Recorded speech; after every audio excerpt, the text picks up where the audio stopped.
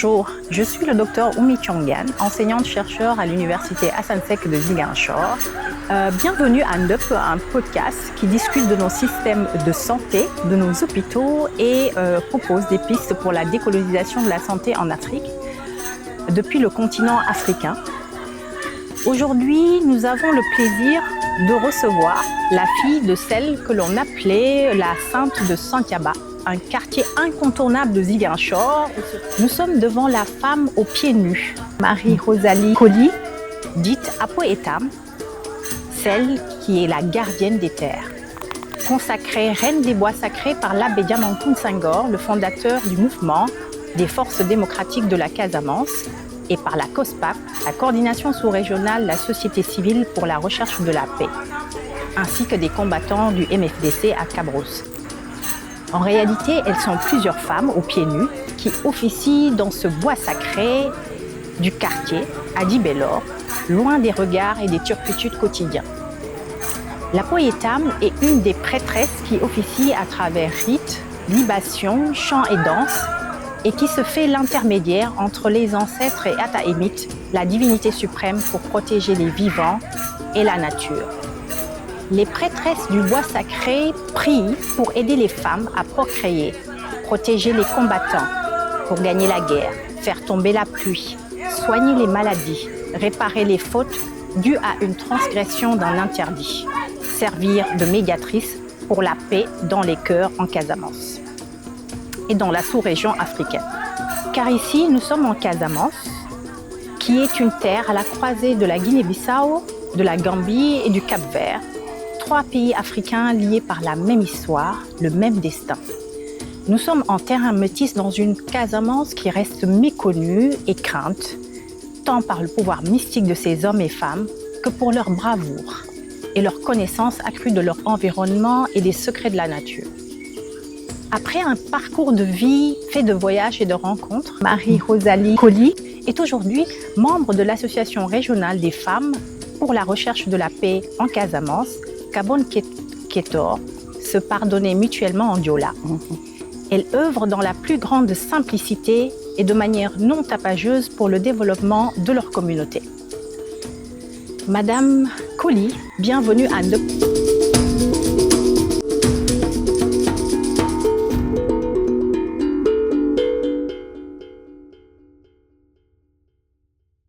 Merci aujourd'hui d'avoir accepté cette conversation dans ce temple sacré. Est-ce que vous pouvez nous retracer votre parcours et comment vous êtes venue à être la prêtresse de ce bois sacré? Comment vous avez été appelée et comment avez-vous été élue? Merci pour l'invitation dans le bois sacré de Djibelo, le bois des Baïnouk, mais aussi où il y a beaucoup de socioculture, les Bayottes, Moufewi, etc., pour ne citer que cela. Mon parcours, je suis né d'une famille chrétienne, comme on dit, mais aussi mystique. Ma mère est de la famille de Bakolom Badi, celui qui a été élevé au ciel. Donc, il y a peut-être le sang royal déjà, de par ma mère.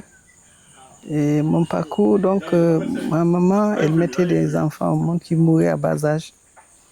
Et c'est comme ça que j'ai été élevée. Ma maman m'a remise à une famille, et à ma sœur aînée, qui était mariée à un militaire qui a gravi les échelons dans l'armée et qui est monté général des forces armées du Sénégal, puis après qui a fait des ambassades. Donc on a fait un peu le tour du monde avec mon papa adoptif, le général Tavares da Souza et son épouse. C'est pendant ces voyages dans certains pays que quelque chose m'a tiré vers... Il y avait des rêves, je faisais des rêves, je voyais des choses, je prédisais des choses, des gens qui devaient mourir ou devaient faire ceci. Et la famille prenait ça pour une maladie. Peut-être que j'avais un problème de la tête, comme on dit. Et plusieurs fois, on m'a amené dans des hôpitaux voir des psychiatres. Mais c'est dans un pays qu'on a décelé que c'était pas ça, mais que j'étais prédestinée pour autre chose et qu'il fallait que je rentre. C'est comme ça qu'on m'a ramené à ma famille, à ma mère, et qui m'a amené dans son village. On a fait le rituel et on a vu que j'étais consacrée à autre chose. Il y avait une voix intérieure qui m'appelait, il y avait le bois qui m'appelait. Mais à l'époque, on me cachait. Ma maman me disait, tout ce que tu vois, ne le dis pas devant les gens. Viens me voir, tu me le dis. Et secrètement, on faisait attention à ce que je disais, à ce que je faisais. Et c'est comme ça, tout petit à petit, que j'ai commencé à faire le rituel, d'abord chez moi, entouré de mes sœurs, comme on dit, de mes tantes, etc., de ma mère. Et je sortais voir les femmes quand elles sortaient la nuit pour faire des libations dans la ville, au port. Et c'est au port qu'il y a eu le déclic. Une année, on devait faire un rituel au génie de la mer, avant le naufrage du bateau de Diola. Et j'étais venue, comme d'habitude. Mais ma sœur, Jeanne, qu'on appelait affectueusement commissaire, elle me cachait. Elle ne me présentait pas. Elle disait c'est ma fille, tout simplement. Elle ne voulait même pas que les gens sachent que je travaillais, j'étais fonctionnaire de l'État. Et c'est quand j'ai vu le mouton qu'on a amené pour immoler et un poulet de chair, ce qu'on a amené aussi pour immoler dans le fleuve, que j'ai dit, non, donc je l'ai dit tout haut. Et une vieille de Djibelo a entendu parce qu'elle était amie à ma grande sœur là. Et ma soeur me dit, il faut te taire, je t'ai toujours dit, quand tu viens avec nous, il ne faut pas que tu te fasses remarquer. Mais je continuais parce que je crois il paraît que je suis tombée même en transe. Et la maman, Fatou Manga, a dit, ah, celle-là, toi tu es de Djibelo. Elle a dit à ma soeur, toi tu es à Djibelo. Votre maman aussi, ce sont elles qui ont créé Djibelo. Pourquoi tu n'amènes pas ta sœur là à Djibelo? Parce que les femmes là ont entendu ce qu'elle dit. Elles vont venir la chercher, l'amener dans leur bois sacré. Donc il faut que tu l'amènes. Elle dit oui, d'accord, je vais l'amener. Mais elle travaille, elle n'a pas le temps. Et c'est la vieille même qui est là aujourd'hui assise avec moi, qui m'accompagne partout. C'est celle-là qui est venue me chercher à la maison. Elle avait déjà parlé au doyen de Djibelo. Et elle est venue me chercher avec ma sœur, qui après était obligée de dire oui. Et m'a amené ici à Djibelo. On m'a initié. Et c'était un grand jour ici. C'était une grande fête. Ah. Donc, c'est comme ça. Et on m'a initié et depuis lors. Et il y avait à l'époque un monsieur qui était là aussi, un doyen, qui était un grand prêtre ici. Et c'est lui qui m'a dit, toi, tu ne vas pas rester en bas. Toi, tu vas t'asseoir sur le trône parce que toi, tu es une prêtresse. Tu entends la voix des ancêtres. C'est toi qui vas rester à l'autel. Quand la doyenne va verser, c'est toi qui vas écouter la voix des ancêtres et tu vas communiquer avec les personnes qui viennent. Et c'est depuis cette fonction que j'occupe ici. Après, à la mort d'une doyenne qui versait dans le grand fromager là-bas derrière moi, on m'a dit c'est moi, comme c'est moi qui lui donnais verser l'écuelle pour qu'elle donne aux ancêtres. Je l'ai remplacé là-bas aussi. Et le trou que vous voyez là-bas, devant, là-bas aussi c'est moi qui verse là-bas. Et sous les trois manguiers, c'est moi qui verse. Donc, j'ai 1, 2, 3, 4 emplacements et là à l'hôtel, 5 emplacements dans ces 8 hôtels que j'occupe ici à Djibelo. Donc, je fais partie des doyennes et des prêtresses de Djibelo. Depuis lors, c'est ça que j'ai fait comme fonction. Et en Pâques, le grand fromager à l'entrée d'un parc qui est entre la Casamance et la Guinée-Bissau. C'est moi qui officie là-bas aussi. Et le musée Le Diola qu'on vient de construire aussi, c'est moi qui officie là-bas aussi. Donc j'ai un rôle à jouer dans cette région. Et depuis que j'occupe la fonction de reine-mère à Poy et Tam, gardienne des terres, gardienne de la tradition, etc. Voilà. D'accord. Merci beaucoup pour ce parcours, en fait, qui est un parcours beaucoup avec la lignée maternelle qui joue un rôle important. Donc, vous êtes, en fait, vous officiez avec d'autres prêtresses et j'avais cru comprendre que beaucoup de ces prêtresses, beaucoup de ce rôle, ce rôle est donné souvent à celles qu'on appelle les cagnalènes. C'est souvent des cagnalènes qui officient dans les bois sacrés. Est-ce que vous pouvez nous parler de la figure du cagnalène? Qui est-elle et quelle est sa fonction en société Diola? Voilà, la femme cagnalène, en fait, elle peut officier dans un bois sacré, elle peut être dans les bois sacrés, mais on n'est pas forcément cagnalène qui doit verser. La femme cagnalène, c'est la femme qui cherche un enfant ou qui a déjà un enfant, des enfants, et qui veut protéger ses enfants. Alors, cette femme-là, en général, c'est une femme qui perd souvent ses enfants et les vieilles se consultent et on la prend, on l'amène, on la confie quelque part à une famille, loin des regards. Dans son village même, là où on l'a prise, en général, il ne peut pas savoir où est-ce qu'on l'a amenée. Elle reste là-bas jusqu'à avoir l'enfant. Les femmes préparent son retour et c'est une grande fête. Et les femmes cagnalènes s'identifient par leur façon de s'habiller et leur façon de faire. Quand il y a une cérémonie, les femmes cagnalènes, ce sont elles qui font la cuisine, ce sont elles qui font tous les travaux.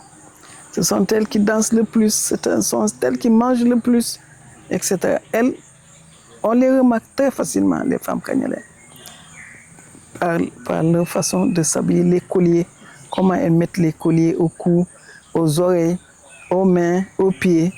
On identifie tout de suite celle-là, c'est une femme cagnalène. Maintenant, la femme cagnalène peut être dans un bois sacré. Elle peut verser. Mais ce n'est pas forcément les femmes cagnalènes qui sont détentrices des bois sacrés. D'accord. Quand vous dites verser, j'aimerais un petit peu que vous veniez sur le travail des femmes qui sont dans le bois sacré. Vous officiez dans une place qui est consacrée. Qu'est-ce que vous faites? Quel est votre travail? Comment vous officiez?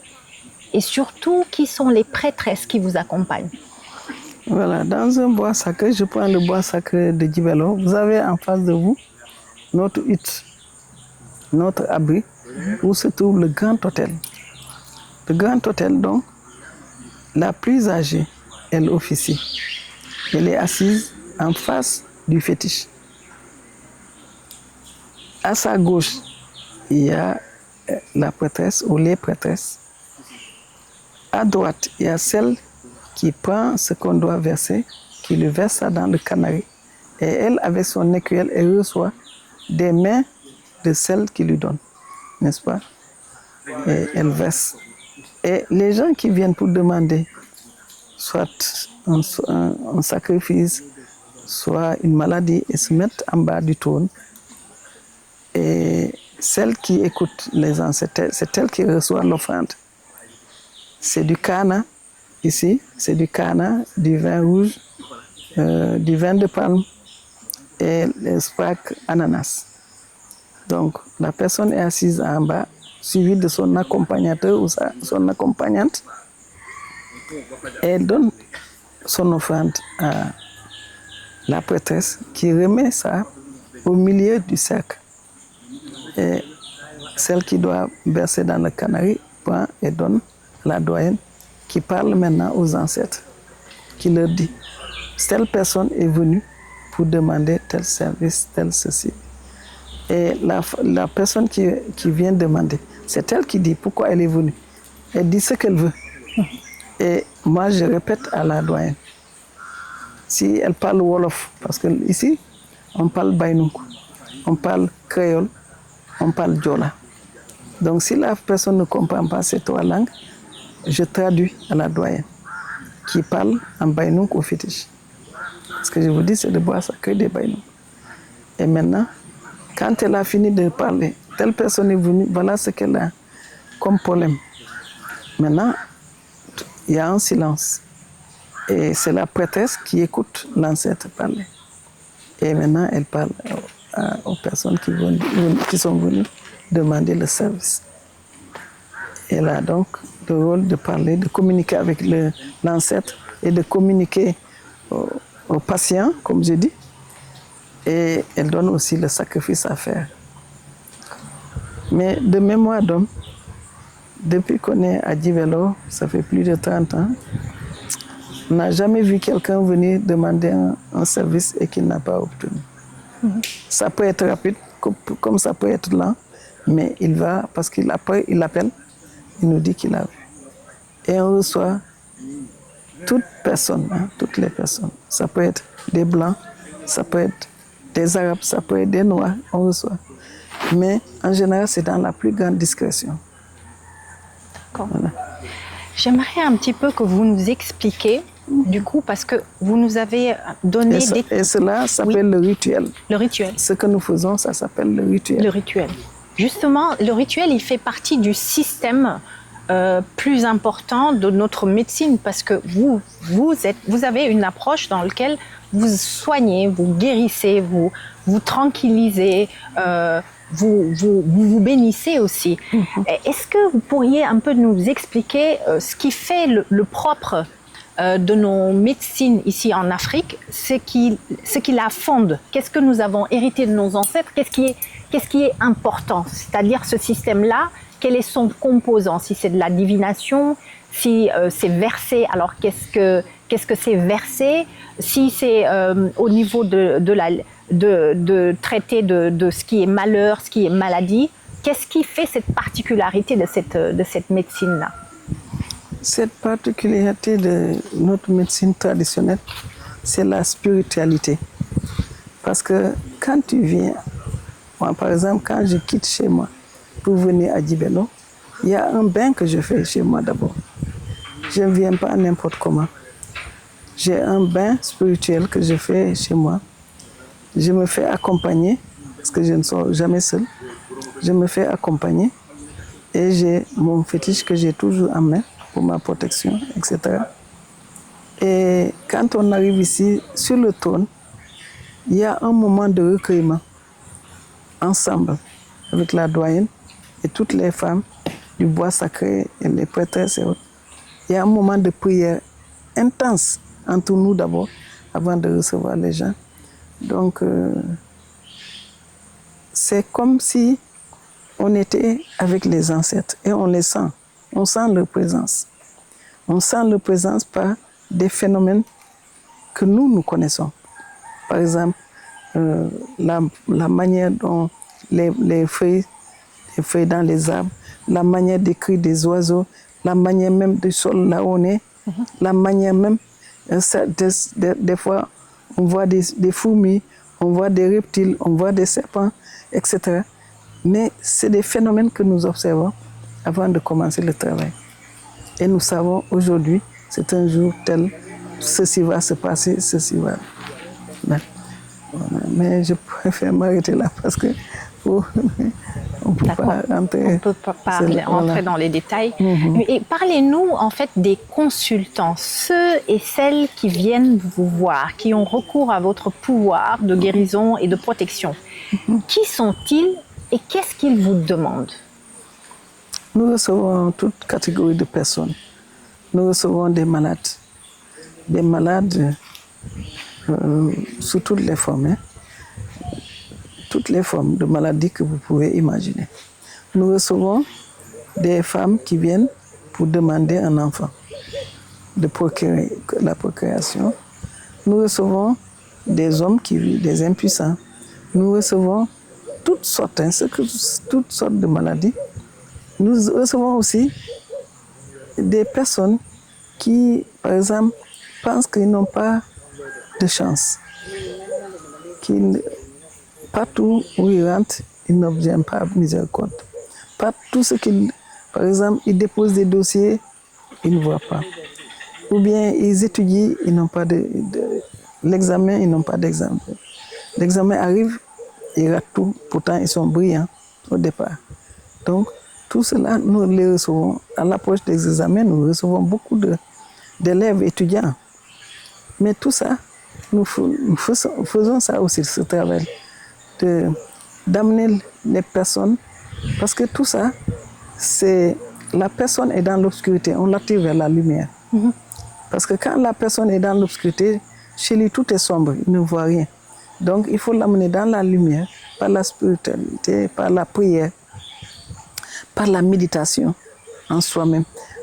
On amène la personne à se connaître, et à savoir qu'est-ce qui est positif en lui et qu'est-ce qui est négatif en lui.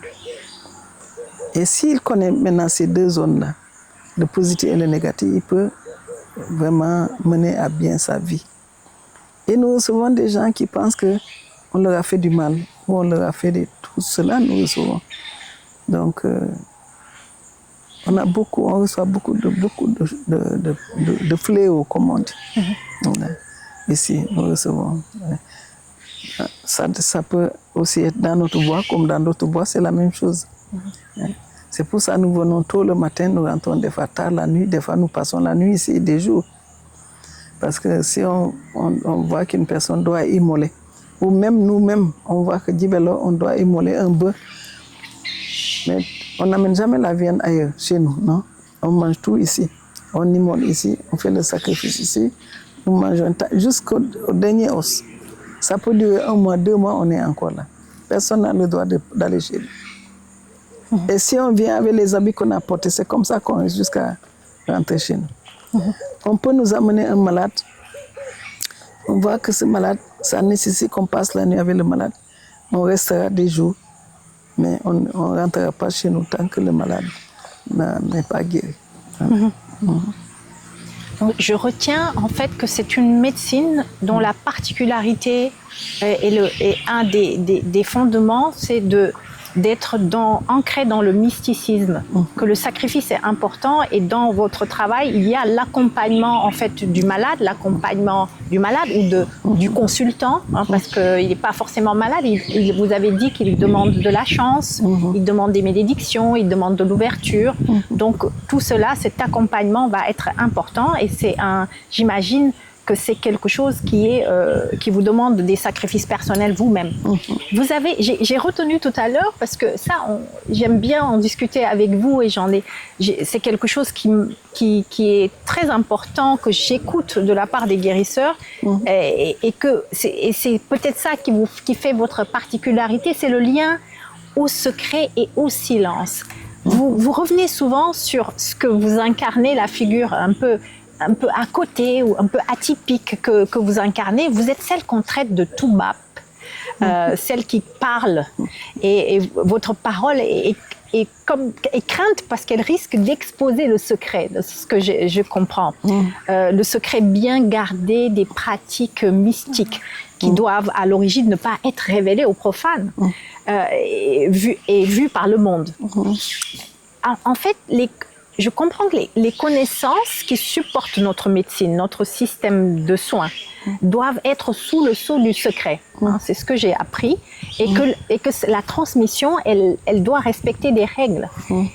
Vous dites que vous, de votre côté, qu'il est temps de briser le secret, car c'est une question de survie. Est-ce que vous pouvez clarifier votre position? Oui, je dis bien que oui, il y a il y a le rituel qu'on fait.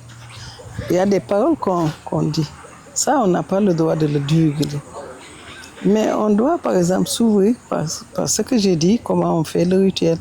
C'est pour que les jeunes nous approchent et acceptent de venir faire comme nous. Parce que la relève doit être assurée.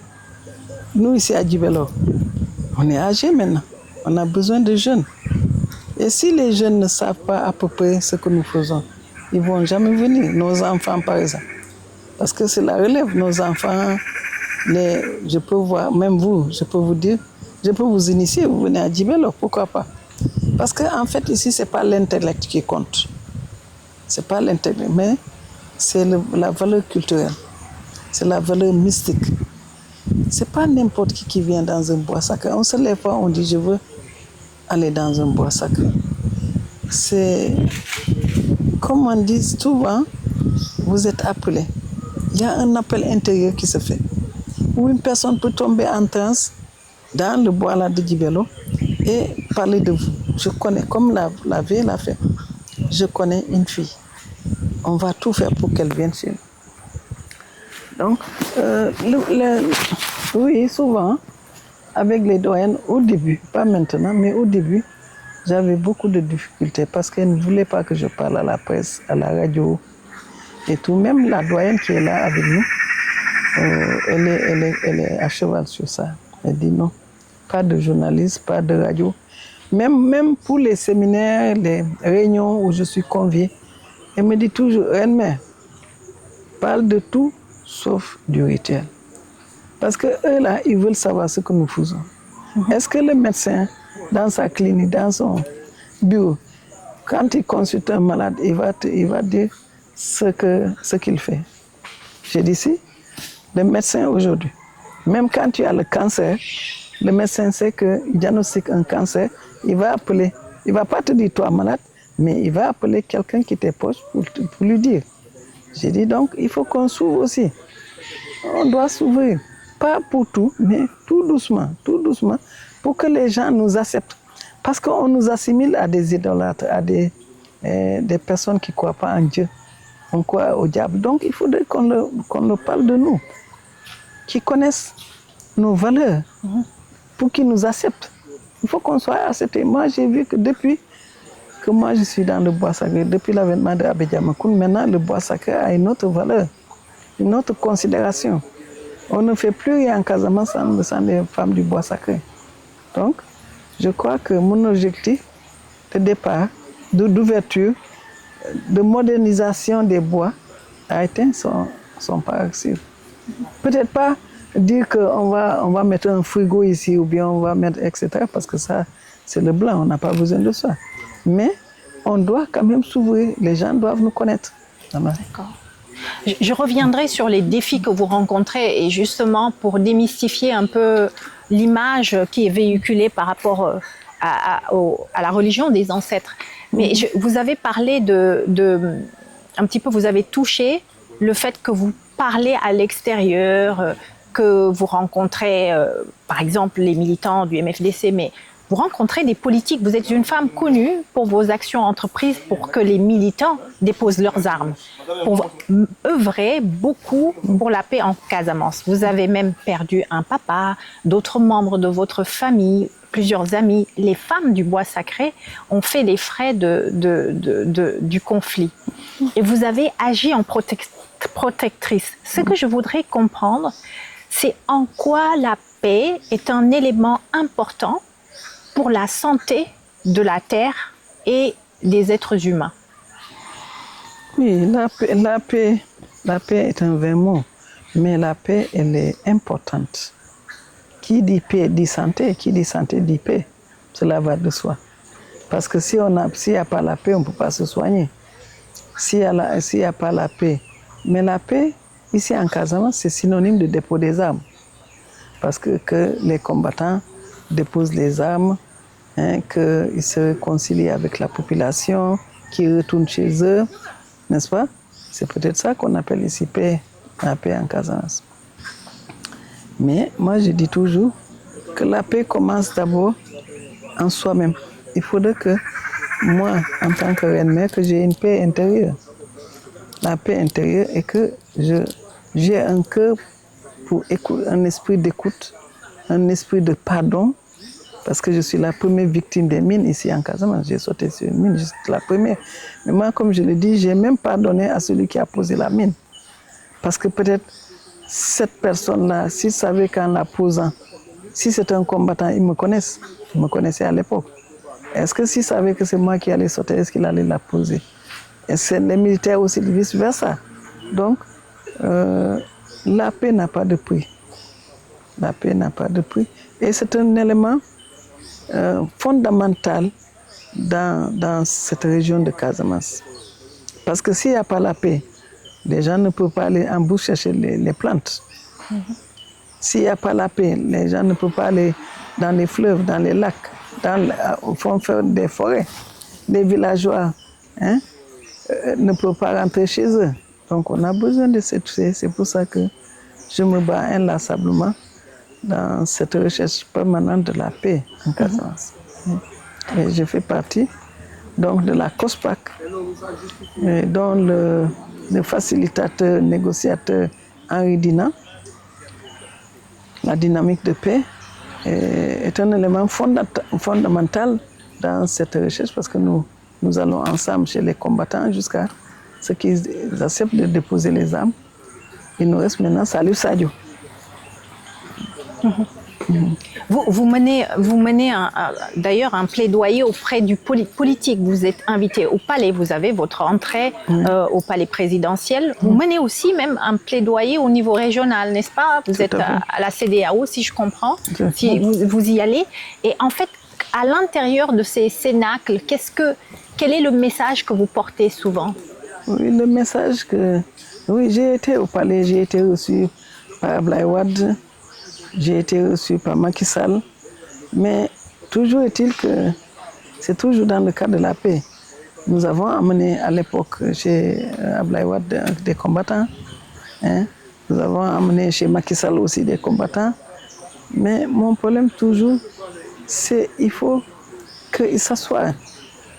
Il faut qu'il y ait la table de négociation et le plus rapidement possible. C'est pour ça que l'État a donné, quand même nous a octroyé une commission avec laquelle nous travaillons, c'est la commission ad hoc, dirigée par l'amiral Fabassar, et qui échange souvent avec moi. Donc, nous travaillons de concert pour la recherche de la paix. Maintenant, ça dépend des combattants. Quand ils disent qu'on doit se rencontrer en Gambie, en Guinée-Bissau ou ailleurs, mais on part parce qu'il y va de leur sécurité, de leur bien-être, où ils se sentent bien, en sécurité. Donc nous avons fait beaucoup d'enjambées, ce qui a valu César à déposer ses armes, Fatouma de Diakaï a déposé des armes, jusqu'à assister à l'incinération des armes. Donc vraiment, nous avons beaucoup fait. Et je crois que le reste c'est Salif, et qui, je crois qu'il est dans de bonnes dispositions parce que aussi il voudrait la paix. Et vous êtes aussi convié, vous avez été convié dernièrement à vous asseoir auprès des imams, auprès des prêtres. Vous avez représenté nos religions traditionnelles, vous le faites souvent. Et j'ai l'impression qu'il y a un intérêt des politiques sur cette question. Quelle a été votre position et votre message quand vous avez fait cette rencontre-là? Oui, je suis souvent invitée à des rencontres au sein de l'ONU, ONU Femmes, des organisations sous-régionales en Gambie, en Guinée-Bissau. Et oui, la rencontre des imams, des prêtres avec l'évêque actuel et la religion, des religions traditionnelles, ça a été pour moi un plaisir parce que cette rencontre nous permet de nous évaluer et de mieux connaître nos religions qui viennent de, comme je le dis, moi je le dis toujours, nous venons tous d'Abraham, la religion d'Abraham, parce que c'est lui qui a reconnu l'unicité de Dieu et tout est parti de lui. Parce qu'Abraham, il immolait, il faisait des sacrifices. Donc nous, on se réfère à lui, nous les traditionnels. Ce qu'Abraham faisait, c'est ce que nous véhiculons aujourd'hui. Il se recueillait auprès des montagnes parce qu'il n'avait pas de forêt chez lui, dans son pays. Mais nous, on se recueille auprès des arbres, au pied des arbres et des fromagers chez nous parce que nous avons un environnement fertile, n'est-ce pas? Donc ces rencontres islamo-chrétiens et traditionnelles viennent à le c'est vraiment... Et ça, les politiques, surtout le président Diomaye, il a tenu compte de ça. C'est pour ça qu'il a créé je crois, peut-être pas un ministère, mais une direction des affaires religieuses. Je voulais qu'on parle des ressources parce que je pense que c'est important pour vous. Vous n'êtes, et pour l'ensemble des gens qui officient dans nos religions traditionnelles ou dans nos médecines, vous n'êtes pas imam, vous n'êtes pas prêtre, vous marchez à pieds nus, vous luttez contre l'ego et les fastes d'aujourd'hui. Vous n'avez pas de voiture de fonction, vous le rappelez, et aucun financement de l'État. Et on est en fait au milieu ici d'un bois sacré où les sanctuaires sont faits de tôle. Vous me racontez et je vois, vous dormez à même le sol. Et vous priez pourtant pour des hommes et des femmes, certains très haut placés et puissants.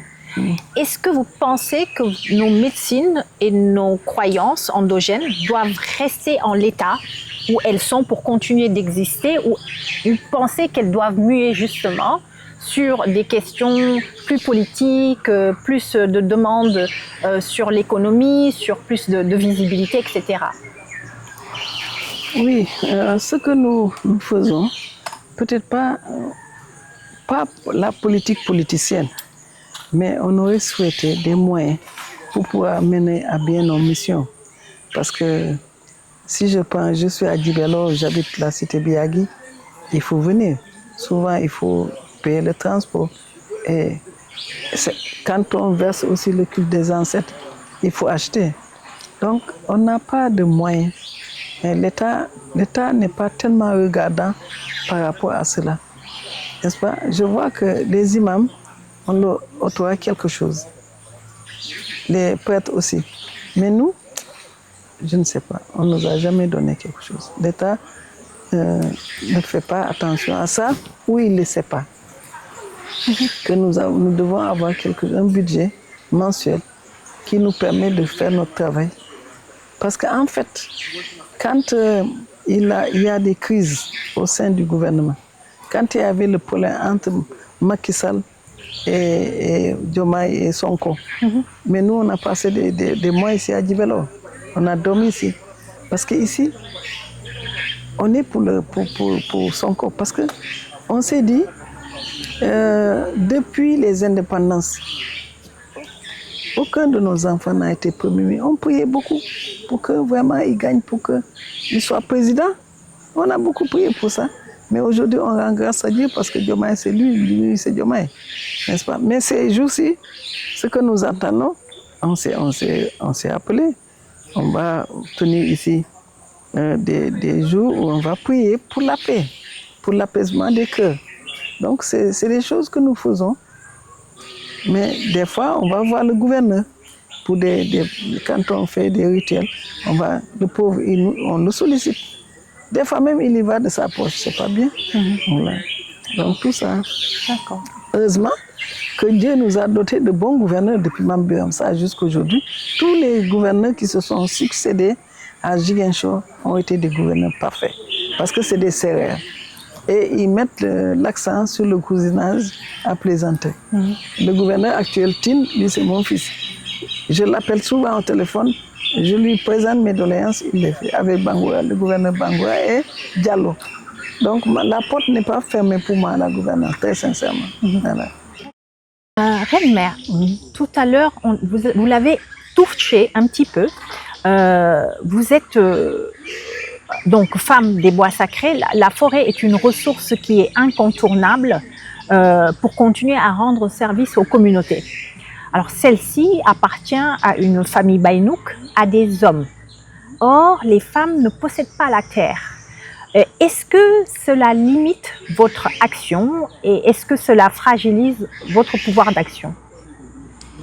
Oui, merci pour cette question parce que elle est d'une grande portée pour nous. Parce qu'aujourd'hui, les bois sacrés qui sont dans la commune de Ziguinchor, on n'en trouve pas comme le bois sacré de Ziguinchor. C'est le plus grand bois de la Casamance. Actuellement, avec la population qui s'accroît, c'est difficile de retrouver des forêts comme ça dans une commune. Mais nous, c'est notre inquiétude. Ici où nous sommes, ça appartient à des familles, Kabo, mais qui sont avec nous dans ce bois, tels que Maurice Kabo, que vous voyez, lui il officie avec nous dans le bois sacré. Mais il a ses oncles aussi qui ont des terres un peu partout. Mais c'est une grande forêt.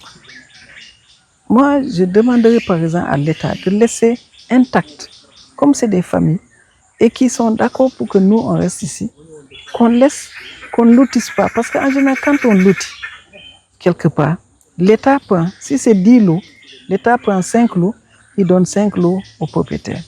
Si l'État pouvait nous laisser le bois sacré de Djibélor comme ça, intact, et que ces familles-là sachent qu'on vous a laissé ces terres parce qu'il y a des bois sacrés, et eux, ils officient avec nous, ils seraient très contents. Parce que c'est des familles pauvres qui n'ont pas les moyens, peut-être.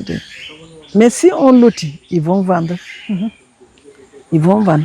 Mais si l'État, comme il l'a fait en ville, à Djalabantan, laisser un endroit pour le bois sacré des Kassa. Nous, ici, Djibélor, ils nous laissent ici, comme tel. Avec les propriétaires, on va vraiment s'entendre. Peut-être on va organiser des sites, peut-être des cases, qui sont peut-être leur propriété. Mais nous, nos bois seront intacts. Voilà. Mais si jamais un jour, parce qu'on est en train de lotir, ça va peut-être arriver un jour, ils seront perdants. Mais nous aussi, on va perdre. Parce qu'on va lotir les bois. Est-ce qu'on va nous octroyer nos bois? Est-ce que nous, on aura nos bois intacts? Parce qu'ici, on a 9 bois. Et ils sont éloignés l'un de l'autre. Mais c'est autour de familles qui officient avec nous. Ils sont avec nous. D'accord. Donc, je note en fait qu'il y a des défis à relever. Le fait que les terres dans lesquelles les bois sont situés, elles ne puissent pas être vendues. Ça, c'est quelque chose d'important. Ensuite, il y a aussi l'extension de la ville. Vous l'avez un petit peu évoqué, qui peut faire disparaître les forêts. Ça, c'est un enjeu fondamental. La pollution ou aussi la crainte des populations vis-à-vis de ce que représente une forêt, associée à un lieu d'esprit parfois maléfique. Donc, tout cela, je note que ce sont des défis à relever pour cette médecine et pour les systèmes de soins traditionnels. Et j'imagine qu'elle en est pour la question des plantes. Est-ce que vous avez les plantes dont vous avez besoin? Est-ce qu'il y a des défis aussi à relever par rapport aux plantes? Oui, nous avons des plantes à l'intérieur. D'accord. On n'a pas besoin d'aller ailleurs pour chercher. Les plantes nous entourent là, vous voyez des plantes. Il y a des arbres fruitiers, il y a des manguiers, il y a des tôles, il y a des madins, il y a des comment ça s'appelle, goyaviers, etc. On a beaucoup de plantes. D'accord. Même le vin de panne, on nous tire d'ici. Nous avons tout ici. C'est là, vraiment ici, je n'ai pas encore vu un bois sacré ici, en Casamance, qui est comme celui-là. D'accord. Donc, avant, il était plus large, mais les gens sont en train de construire. Vous voyez? Les gens font du jardinage. Il y a des familles. Il y a un qui a pris, il a fait du jardinage, l'autre aussi. Mais avant, c'était plus grand. Et là, ils ont fait du jardinage parce qu'ils ont peur que l'État prenne leurs terres. D'accord. Là, ils ont construit une case parce qu'ils ont peur. Mais ils font partie du bois sacré de chez nous. Donc, je retiendrai ce message que cette terre, elle doit être protégée. Donc, contre les habitats qu'on met en place et que l'État doit pouvoir préserver cette terre pour que ces médecines elles puissent continuer. Tout à fait. Je vous remercie, Madame. Et en faire un patrimoine national. Voilà, aller vers un patrimoine national. Et en faire un patrimoine national. Oui. Donc, je vous remercie, Madame Marie-Rosalie Colli, pour cette conversation neutre au cœur du bois sacré. Je remercie aussi les esprits Baïnouk pour nous avoir... Kabo. Et Kabo. Les esprits Baïnouk Kabo, de nous avoir acceptés dans ce sanctuaire. Rendez-vous au mois prochain pour un nouvel épisode de Ndep. Merci beaucoup. C'est moi qui vous remercie. Merci.